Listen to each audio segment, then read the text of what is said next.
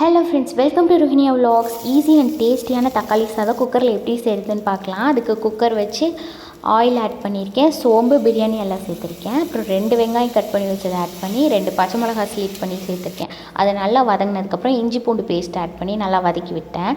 இப்போ 2 தக்காளி, அது கூட 2 பீஸ் கிராம்பு, 2 பீஸ் பட்டை, காஷ்மீரி சில்லி பவுடர் ஆட் பண்ணியிருக்கேன். அது எல்லாத்தையும் சேர்த்து பேஸ்ட் மாதிரி அரைச்சிருக்கேன். அந்த பேஸ்ட் இது கூட ஆட் பண்ணிக்கலாம். இப்போ இதை நல்லா கலந்து விட்டுக்கலாம். இது ராஸ்மெல் போகிற அளவுக்கு நல்லா இதை வதக்கி விட்டுக்கணும். இப்போ இது கூட தேவையான அளவுக்கு உப்பு ஆட் பண்ணிக்கலாம், மஞ்சத்தூள் ஆட் பண்ணிக்கலாம்,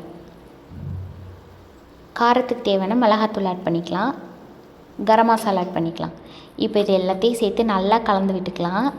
அந்த மசாலாவோட ராஸ்மெல்லாம் போகிற அளவுக்கு நல்லா குக் பண்ணணும். இப்போ இது நல்லா வதங்கிட்டுருக்கு. இது நல்லா வதங்கினதுக்கப்புறம் இது கூட தேவையான அளவு தண்ணி ஆட் பண்ணிக்கலாம். 1 கிளாஸ் ரைஸ்க்கு 2 கிளாஸ் தண்ணி ஆட் பண்ணோம். நான் 1 கிளாஸ் ரைஸ் எடுத்துருக்கேன், 2 கிளாஸ் ஆட் பண்ணிக்கிறேன். இப்போ இதில் 2 கிளாஸ் தண்ணி ஆட் பண்ணியாச்சு. இது நல்லா கொதிக்கட்டும். இது நல்லா கொதித்ததுக்கப்புறம் நம்ம ஊற வச்சு வாஷ் பண்ணி எடுத்து வச்சுருக்க ரைஸை இது கூட ஆட் பண்ணிக்கலாம். இப்போ இது நல்லா கொதிக்க ஆரம்பிச்சிச்சு. இது கூட ரைஸ் ஆட் பண்ணிக்கலாம். ரைஸ் ஆட் பண்ணியாச்சு. இந்த டைமில் உப்பு செக் பண்ணிக்கோங்க. அந்த தண்ணி கொதிச்சு வரும்போது பத்தலைன்னா உப்பு சேர்த்துக்கலாம். இப்போ இதை குக்கர் மூடி போட்டு மூடி வச்சிடலாம். ஒரு 5 விசில் விட்டு எடுத்தால் நல்ல டேஸ்டியான தக்காளி சாதம் ரெடி.